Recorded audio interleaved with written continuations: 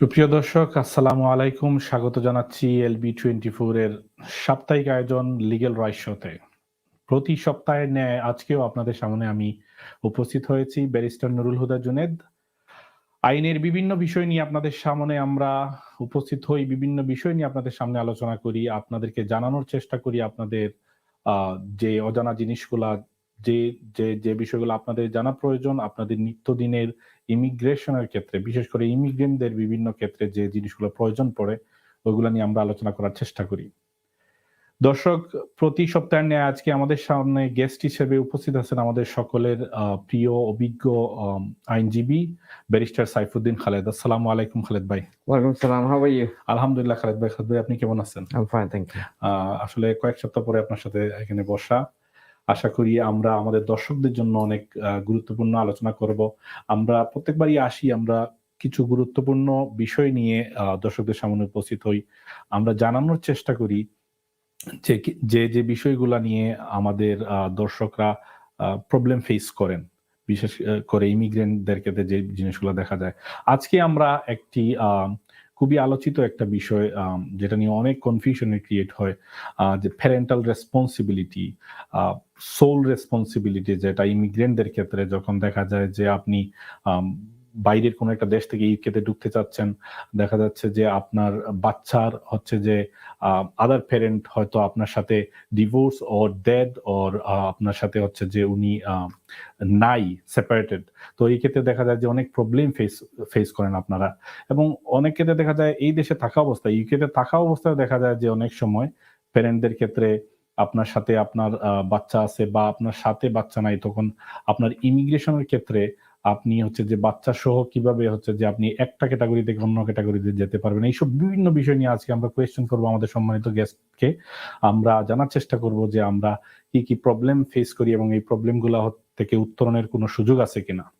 তো খালেদ ভাই, আমি আসতে চাচ্ছি আপনার কাছে যে ইদানিং আমরা দেখতে পাচ্ছি, বিশেষ করে যেহেতু আমরা ইউকে ইমিগ্রেশনটা এই 1-2 বছর আমরা দেখতে পাচ্ছি অনেক বেশি মাইগ্রেন্ট এই দেশে আসতেছেন এজ এ স্টুডেন্ট, তারপর স্কিল ওয়ার্কার হিসেবে বিভিন্নভাবে।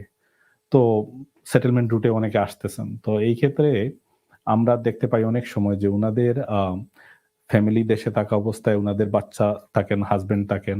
অনেক ক্ষেত্রে দেখা যায় যে তাদের পার্টনাররা তাদের সাথে হয়তো সেপারেটেড, বা পার্টনাররা হচ্ছে যে নাই। তো এইসব ক্ষেত্রে উনারা তো বুঝতেছেন আমার সাথে আমার বাচ্চা আছে, আমার বাচ্চা আমি চলে যাব।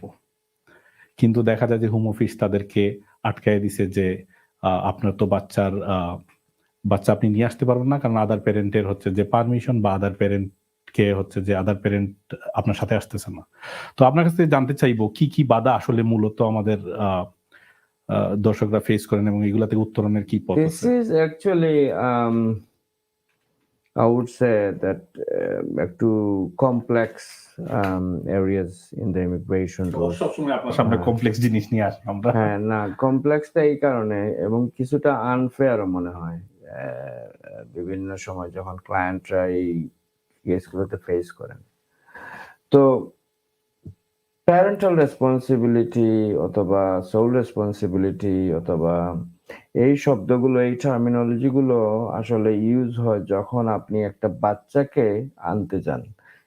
If the child comes as a child of a parent with limited leave to remain, or the child comes as a child of a parent with settled status, or the child comes as a child of a parent with limited leave to remain, not under settlement route, under point-based route, say for example, skilled worker route. Now, একটা example দিয়ে যদি আমি বলি তাহলে জিনিসটা একটু সহজ হবে। ইট ডাজন্ট ম্যাটার আপনি কি সেটেলড আছেন, না আপনার visa limited leave to remain আছে, না আপনি স্কিলড ওয়ার্কার অথবা পয়েন্ট বেস সিস্টেমে দিতে আছেন, আপনি আপনার বাচ্চাকে যদি আনতে চান তাহলে ইমিগ্রেশন রুলস বলে যে শুধু বাচ্চাকে আনার জন্য আপনি একটু ডিফারেন্ট রিকোয়ারমেন্ট স্যাটিসফাই করতে হবে। আপনি যদি আপনার আদার প্যারেন্ট, মানে এই বাচ্চার আদার প্যারেন্ট যদি আপনার ডিপেন্ডেন্ট হিসাবে চলে আসে, আপনি হচ্ছেন মেইন অ্যাপ্লিক্যান্ট, আইদার আপনি সেটেলড অথবা আপনার লিমিটেড লিভ টু রিমেইন আছে, অথবা আপনি লিমিটেড লিভ টু এন্টার আপনি পাইছেন। আপনি এখন আপনার হাজব্যান্ডকে অথবা আপনার ওয়াইফকে সাথে আপনার বাচ্চাদেরকে নিয়ে আসবেন, তাহলে কোনো সমস্যা নাই। এটা আপনি নর্মাল ডিপেন্ডেন্ট হিসেবে নিয়ে আসবেন। সমস্যাটা হয় তখনই যখন আদার প্যারেন্ট আসে না। আদার প্যারেন্ট আইদার ড্যাড ও সেপারেটেড ও ডিভোর্সড। তখন ইমিগ্রেশন রুলস এর মধ্যে বলতেছে যদি আদার প্যারেন্ট না আসে তাহলে এই চাইল্ডকে প্রমাণ করতে হবে যে প্যারেন্টের সাথে সে আসতে চাচ্ছে অথবা যে প্যারেন্টকে এসে এখানে জয়েন করতেছে এই প্যারেন্টের যে কোনো তিনটার মধ্যে একটা রিকোয়ারমেন্ট স্যাটিসফাই করতে হবে। যেমন একটা হচ্ছে যে প্রমাণ করতে হবে যে আদার প্যারেন্ট ইজ ড্যাড, মানে আপনি হচ্ছেন সোল সার্ভাইভিং প্যারেন্ট। আপনি যে বাচ্চাটাকে আনতেছেন এই বাচ্চার বাবা অথবা মা, আপনি যদি মা হয়ে থাকেন তাহলে দেখাইতে হবে যে এই বাচ্চার বায়োলজিক্যাল ফাদার যিনি উনি মারা গেছেন এক্সাম্পল হিসাবে, অথবা দেখাইতে হবে যে আপনার সোল রেসপন্সিবিলিটি আছে, অথবা দেখাইতে হবে যে সিরিয়াস কম্পেলিং সার্কামস্ট্যান্সেস, যেটা ডিজায়ার করে, যেটা এই ফেভার করে চাইল্ডকে গ্রান্ট করা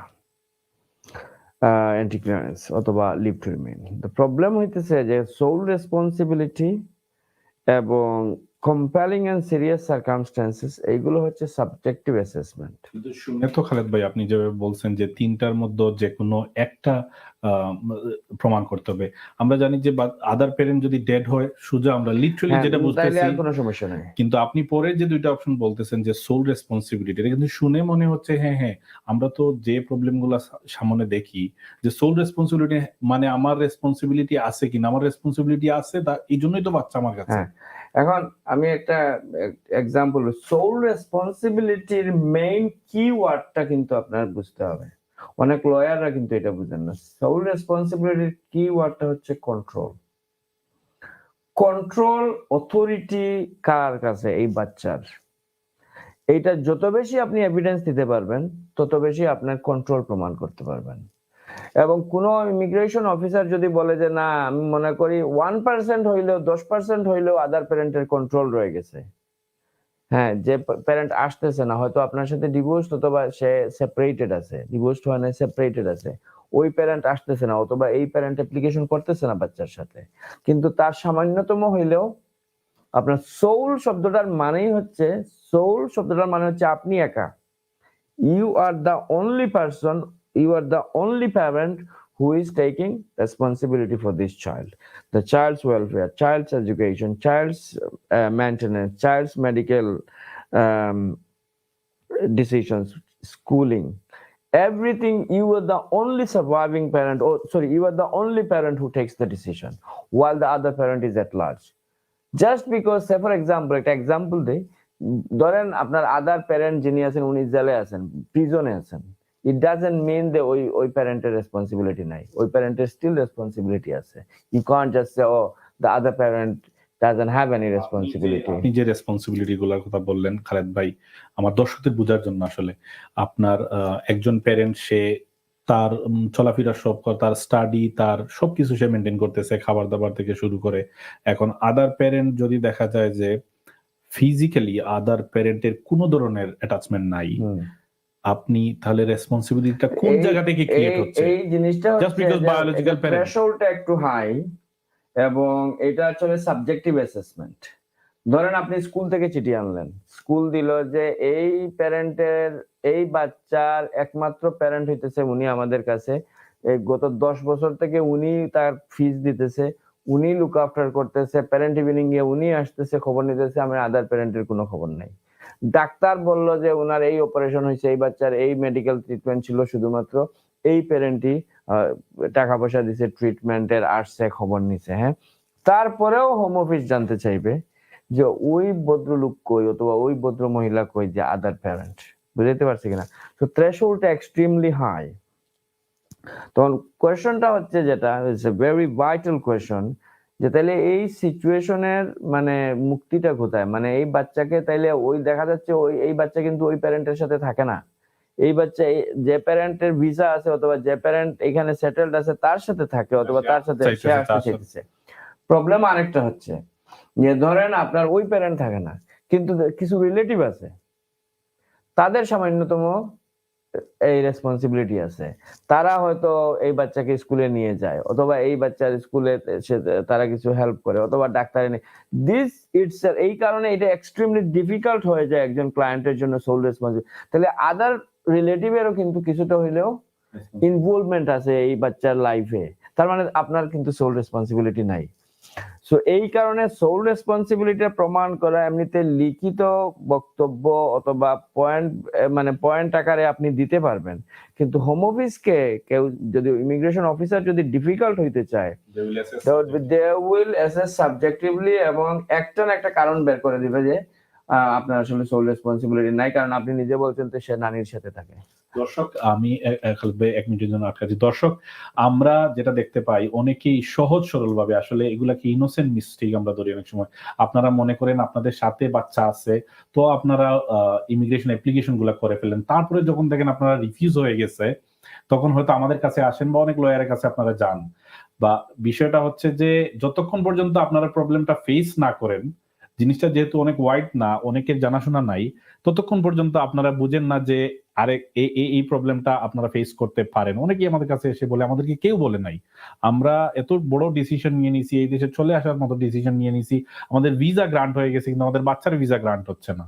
তো এইসব ক্ষেত্রে আজকে খালেদ ভাই যেটা বলতেছেন যে সোল রেসপন্সিবিলিটি, যেটা এটা শুনতে যতটা লিটারালি ইজি মনে হচ্ছে, আসলে জিনিসটা এরকম না। এটা সাবজেক্টিভলি অ্যাসেস হয়, এবং এটা অ্যাসেস হইতে গিয়ে আপনি আপনার সর্বোচ্চ পরিমাণ এভিডেন্স আপনি দিতে হবে, যে এভিডেন্স গুলোর মাধ্যমে আপনি প্রমাণ করবেন যে বাচ্চা সম্পূর্ণ দায়িত্ব আপনার। খালেদ ভাই, যেমন ধরেন আপনি স্কিলড ওয়ার্কারে আপনি চলে আসছেন, 2 মাস থেকে আপনি এই দেশে, হ্যাঁ, তখন হোম অফিসের অফিসার আপনাকে জিজ্ঞেস করবে যে বাচ্চাকে যে রেখে আসছেন কার কাছে, নানির কাছে অথবা খালার কাছে অথবা আমার ভাইয়ের কাছে। বলবে তাহলে তো ওই ভাইয়ের কিছুটা রেসপন্সিবিলিটি হয়ে গেছে, আপনার রেসপন্সিবিলিটি নাই। This is such a difficult area. It's very difficult to even convince the judges as well. So that's number one. Number two হইতেছে, তো you as a lawyer and as a client, I think দুইটা argument in the alternative, দুইটা আর্গুমেন্টই করা দরকার। Number one হইতেছে sole responsibility. As much as possible আপনি sole রেসপন্সিবিলিটির এভিডেন্স গুলো দেবেন আপনার ডাক্তারের কাছ থেকে, আপনার স্কুল থেকে, আপনার মসজিদ মাদ্রাসা থেকে, আপনাদের ধরেন যে ওইখানে যে ফ্যামিলি মেম্বার আছে তাদের কাছ থেকে, ইভেন চেয়ারম্যানের কাছ থেকে দিতে পারেন, মেম্বারের কাছ থেকে দিতে পারেন, যে না আমাদের জানা মতো এই ভদ্র মহিলা তবে এই ভদ্রলোকই একমাত্র প্যারেন্ট, এবং দ্য আদার প্যারেন্টকে আমরা জীবনে দেখি নাই বা সে দীর্ঘদিন থেকে অনুপস্থিত। হ্যাঁ, যদি মারা যায় তাহলে তো আর কোনো সমস্যা নাই, রিকোয়ারমেন্ট ডেথ সার্টিফিকেট দিলেই হইল।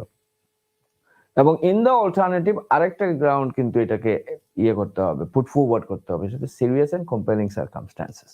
তখন serious compelling circumstance, this is again is a subjective assessment. এক একজনের কাছে কোনো জিনিস হইতেছে, আমি মানে কান্না করতেছি, আমার এই কান্নাটাকে আপনার মনে হবে সিরিয়াস কান্না, হ্যাঁ, আরেকজন বলবে যে না এটা এত সিরিয়াস না, আরো সিরিয়াস কান্না আরেকজন করতে পারে। তো ঠিক একইভাবে সিরিয়াস এন্ড কম্পেলিং সার্কামস্ট্যান্সটাকে এটা বুঝাইতে হবে যে এমন সিরিয়াস সিচুয়েশন যে এই বাচ্চাকে যদি গ্রান্ট না করা হয় তাহলে বাচ্চার ওয়েলফেয়ার অথবা তার best interest would be adversely seriously affected. Okay, এখন আপনি অলরেডি বলে দিয়েছেন যে সে নানির কাছে থাকে, নানার কাছে থাকে, তার মামার কাছে থাকে, তাহলে এই বাচ্চাকে গ্রান্ট না করলে অসুবিধা নাই, বাচ্চার কি আছে, নানা আছে, মামা আছে, দাদা আছে, ইয়ে করে। আপনি যদি বলে না দেন এবং আপনি যদি প্রমাণ করেন যে এই বাচ্চার আর কেউ নাই, তখন ওই গ্রাউন্ডটাও কিন্তু আপনি পুট ফরওয়ার্ড করতে পারবেন, বলতে পারবেন যে হ্যাঁ তার সিরিয়াস কম্পেলিং সার্কামস্ট্যান্স আছে, অথবা এই বাচ্চার হয়তো কোনো মেডিকেল কন্ডিশন আছে যেটা মায়ের অথবা যিনি সার্ভাইভিং প্যারেন্ট অথবা যার প্যারেন্টের সাথে আসতে চাচ্ছে এদের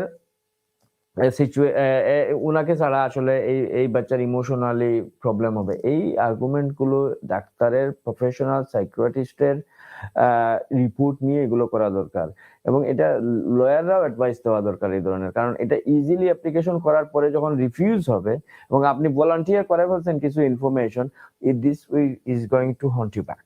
দ্যাটস নাম্বার ওয়ান। একটা টিপিক্যাল এক্সাম্পল দেই, আমাদের যারা সেটেলমেন্টে যারা আছেন, ধরেন সেটেলমেন্টে যারা আছেন এই দেশে যারা আসছেন, এখন হাজবেন্ড রয়ে গেছেন বাংলাদেশে অথবা ওয়াইফ রয়ে গেছেন বাংলাদেশে, কিন্তু উনি ইংলিশ ল্যাঙ্গুয়েজ পাস করতে পারতেছেন না। জীবনে উনি পাশ করতে পারবেন না, কারণ উনি ইলিটারেট অথবা মানে উনি পড়াশোনা করেন নাই, তাই না? মনে রাখতে পারেন না। উনার তো অবভিয়াস থাকতেই পারে, আমাদের দেশে এই ধরনের অনেক ভাই বোন আছেন অথবা চাচা চাচি আছেন। সমস্যা হয়ে যায় তখন, উনি যেহেতু অ্যাপ্লিকেশন করতে পারতেছেন না, আদার প্যারেন্ট ওই বাচ্চারাও আসতে পারতেছে, অথচ বাচ্চারা কিন্তু শিক্ষিত, তারা আন্ডার 17, আন্ডার 18, আন্ডার এজ বাচ্চা, কিন্তু একজন প্যারেন্ট চলে আসছেন, ইনডেফিনিট লিভ টু রিমেইন হয়ে গেছে ওনার, অথবা উনি ব্রিটিশ সিটিজেন। এটা সিচুয়েশন নর্মালি হয়, ধরেন কেউ কেউ যখন রাইট অফ অ্যাবোর্ড নিয়ে আসেন, উনি উনার বাবার কারণে, উনার মায়ের কারণে উনি এদেশে আসছেন, এখন আসছেন উনার হাজবেন্ডকে এবং বাচ্চাদেরকে নিয়ে আসবেন, বাচ্চাদের কোনো সমস্যা নাই, কিন্তু প্রবলেম হইতেছে যেহেতু বাচ্চার সাথে উনি তো প্রমাণ করতে পারবেন না উনার সোল রেসপন্সিবিলিটি, কারণ আদার প্যারেন্ট ইজ ইন বাংলাদেশ অথবা in your country of origin, এবং আদার প্যারেন্টের সাথে কিন্তু ওই বাচ্চারা থাকে, তাহলে এখানে কিন্তু কোনো সোল রেসপন্সিবিলিটি নাই। দ্য অনলি থিং উনি প্রমাণ করতে হবে যে ওই প্যারেন্টকে সাথে করে নিয়ে আসতে হবে, তখন ইমিগ্রেশন রুলস 301 অথবা 302 তে চলে যায়। 297 এ এটা করা যাবে না। 297 এ শুধু বাচ্চা আসতে পারবে, বাট সোল রেসপন্সিবিলিটি অথবা এটা যারা সেটেলড এদের কথা বলতেছি আর কি। সেটেল ছাড়াও তো অনেক ক্ষেত্রে হইতে পারে যে বাচ্চার আদার প্যারেন্ট এই দেশে চলে আসছে কোনোভাবে, কিন্তু separated with the parent who has sole responsibility.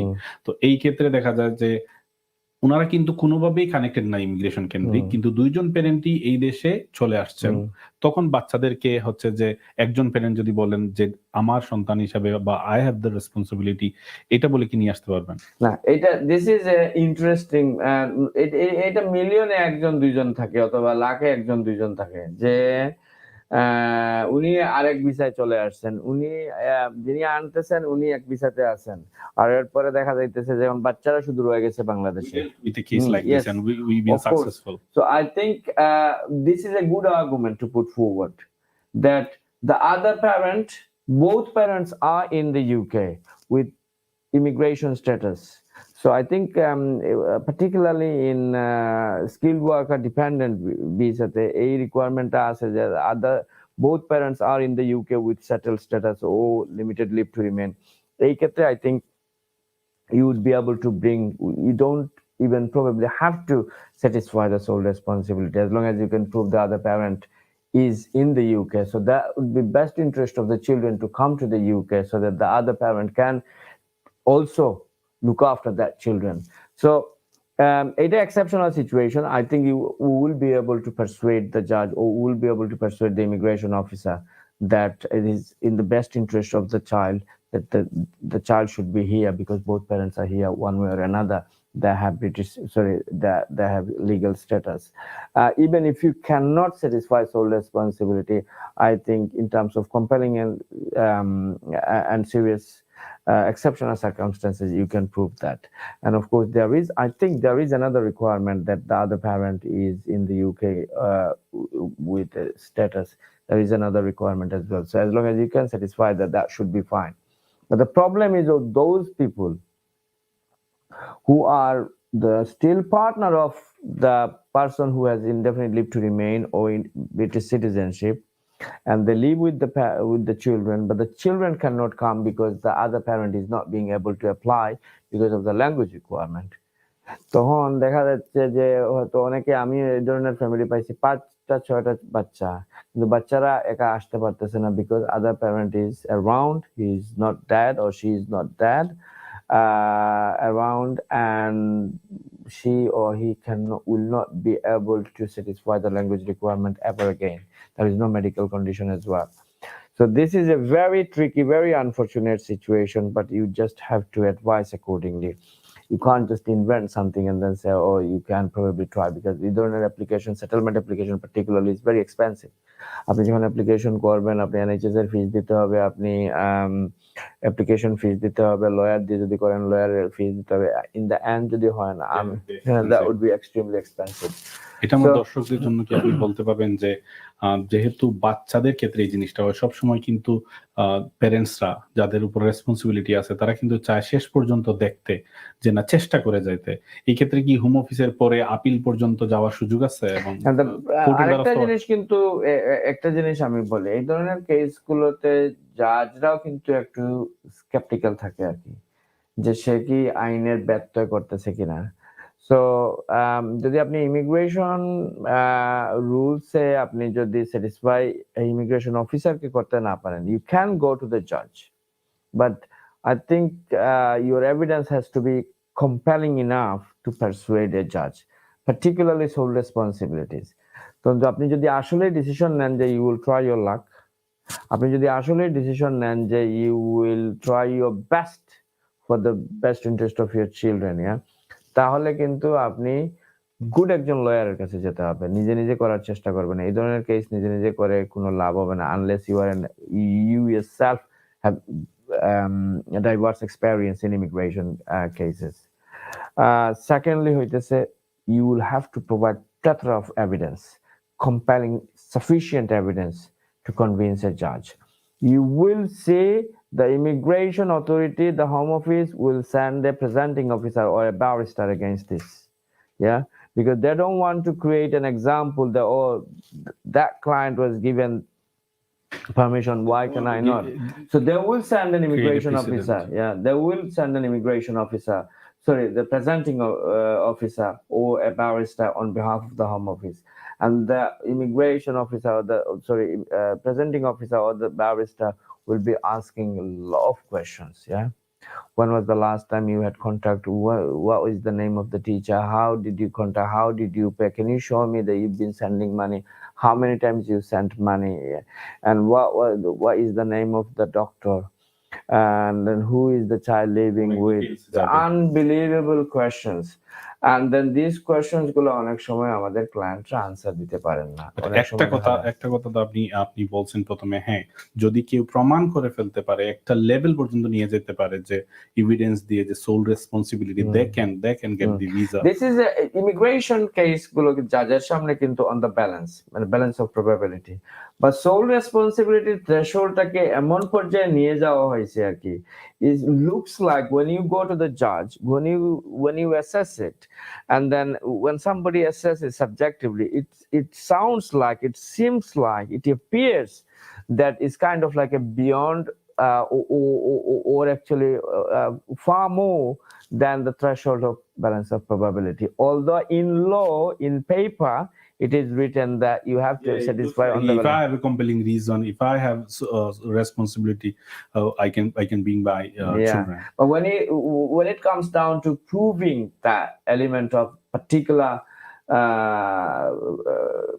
phrase of the immigration rules is quite difficult. So the threshold is very high. So you take independent legal advice, you take the matter to a good lawyer, and then represent it in a professional way so that you don't get upset. আপনার valuable ইনফরমেশনের জন্য অনেক ধন্যবাদ। দর্শক, আমি আপনাদেরকে যেটা বলতে চাচ্ছি, খালেদ ভাইয়ের কাছ থেকে আমরা যেটা শুনলাম, আপনারা এইসব সিদ্ধান্ত নেওয়ার আগে আপনারা বেশি ক্ষেত্রে আমরা যেগুলো দেখি, যে ক্লায়েন্টরা আমাদের কাছে আসেন বা আমরা শুনতে পাই যে আপনারা হুলস্থুল করে ঠাস করে একটা সিদ্ধান্ত নিয়ে নিছেন, আপনারা হয়তো কোনো লিগ্যাল এক্সপার্টের কাছে যান নাই। এই জন্য আমরা সবসময় প্রোগ্রামে যখন আসি আপনাদেরকে বলি, আপনাদের ইমিগ্রেশন বিষয়ে আপনারা যদি বড় কোনো সিদ্ধান্ত নিতে যান, আপনারা সবসময় ভালো একজন ইমিগ্রেশন এক্সপার্ট, একজন লয়ারের কাছ থেকে আপনি যে পরামর্শ নিয়ে নেবেন। আদারওয়াইজ এইসব জিনিসে আপনি দেখা যাবে যে অনেক আপনার ফাইন্যান্সিয়াল লস হইতে পারে, অনেক ধরনের লস আপনি সাফার করতে পারেন, যেগুলো হয়তো একটা টাইমে গিয়ে দেখবেন আপনার পিছনে এত লস হয়েছে যে আপনি না পিছনে যাইতে পারতেছেন, না আবার নতুন করে শুরু করতে পারতেছেন। খালেদ ভাই যেটা বলছে যে আপনার ভুলটাই কিন্তু আপনাকে হন্ট করবে। তো আমি আমার দর্শকদের উদ্দেশ্যে বলবো, আজকে আমরা আমাদের অতিথির কাছ থেকে যেটা শুনলাম যে আমাদের প্যারেন্টাল রেসপন্সিবিলিটি, সোল রেসপন্সিবিলিটি, যেটা বাচ্চাদের ক্ষেত্রে অনেক সময় দেখা যায় যে আপনাদের পার্টনার আপনাদের সাথে না থাকার কারণে আপনার এটা প্রমাণ করে এই দেশে বাচ্চাদেরকে নিয়ে আসতে হয়। এই ক্ষেত্রে যদি আপনাদের যে কোনো লিগ্যাল এক্সপার্ট লাগে, আপনারা একজন এক্সপার্টের কাছে যাবেন আপনারা ভিসা অ্যাপ্লিকেশন করার আগে। আর সব সময়, আজকে আমরা প্রোগ্রামের একেবারেই শেষের দিকে, আমি খালেদ ভাইয়ের কাছ থেকে বিদায় নিয়ে আপনাদের কাছে বিদায় নিয়ে নিব।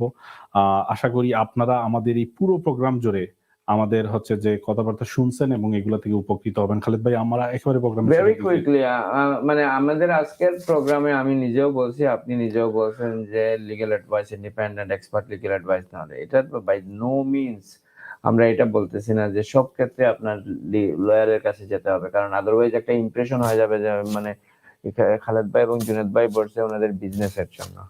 সো আমরা অন্যান্য প্রোগ্রামগুলো যদি আপনারা দেখেন, তাহলে আমরা সবসময় বলি যে আপনি যদি ইম্পর্টেন্ট ডিসিশন নিতে চান, you may take independent legal advice, you should take independent legal advice. But আমাদের কমিউনিটিতে অথবা অনেক শিক্ষিত মানুষ আছে, তারা নিজেরাই করতে পারে, ইমিগ্রেশন কেস নিজে করতে পারেন, কোর্টেও রিপ্রেজেন্ট করতে পারেন, that is not a problem.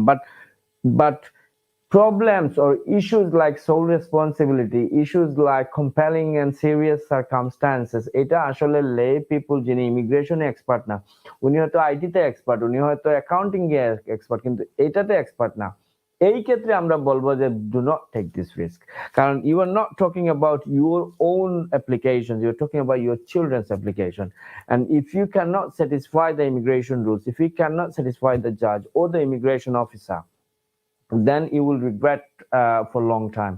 So for the interest of your best interest of your children, in terms of when you face serious issues like this and complex issues of the immigration rules, I think you should and you must take independent legal advice from an expert lawyer. ধন্যবাদ Khaled Not ভাই। always, of course. ধন্যবাদ খালেদ ভাই। দর্শক অসংখ্য ধন্যবাদ, পুরো programme জুড়ে আপনারা আমাদের সাথে ছিলেন। যারাই আমাদের প্রোগ্রাম দেখেছেন আপনাদের সবাইকে ধন্যবাদ জানাচ্ছি, যারা আগামীতে আমাদের প্রোগ্রাম এসে দেখবেন আপনাদের সবাইকে ধন্যবাদ জানাচ্ছি।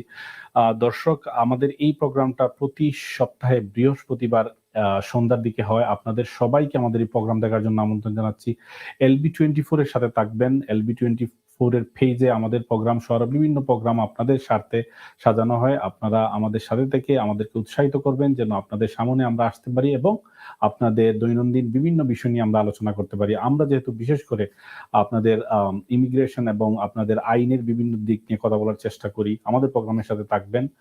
আর আগামী প্রোগ্রাম দেখার আমন্ত্রণ জানিয়ে আজকে এখানেই বিদায় নিচ্ছি। সবাই ভালো থাকবেন, দোয়া করবেন। আসসালামু আলাইকুম ওয়া রাহমাতুল্লাহ।